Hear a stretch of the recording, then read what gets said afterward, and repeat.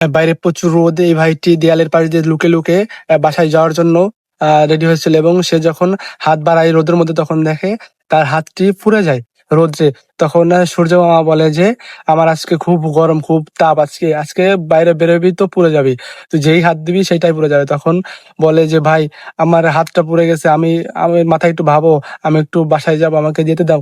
তখন সূর্য মামা দেখুন বলে যে না, তুই বাসায় যেতে পারবি না, কোনোভাবে যেতে পারবি না, আমি যতক্ষণ আছি তোর অবস্থা খারাপ হবে। তখন এই ভাইটি চমকে যায়। তখন সে দেখুন তার আরেক পা এখানে এগিয়ে দেয় বাইরে যাওয়ার জন্য। তখন দেখুন তার পাটিও পুড়ে যায় এবং সে অবাক হয়ে যায়। তখন সে আগেও যখন মুখটা বের করতো মুখটাও কালি হয়ে যায়। তখন সে সূর্য মামার কাছে দেখুন সূর্য মামার কাছে হাত মিনতি করে যে মামা আমি প্লিজ আমার বাসাটা এইখানে, একটু আমি যাবো আর আসবো, আমার একটু যেতে দাও। তখন বলে না, কোনোভাবেই যেতে পারবে না। তো এখানে তখন সে সূর্যের সাথে জিদ দেখায় যে না, আমি ওখানে ঘরে যেই দেখাবো। তখন তার সাথে জিদ করে, তো আমার মুখ পড়ছে, হাত পড়ছে, কি হয়েছে, আমি ওখানে যাবোই, কি করবি তোমার ঠেকা। তখন এই ভাইটি এই কথা বলে যখন দৌড় দেয়, দেখুন তার কি অবস্থা হয়। তখন সেই রোদ্রে পুড়েই যায়, তখন ওইখানেই পড়ে যায়।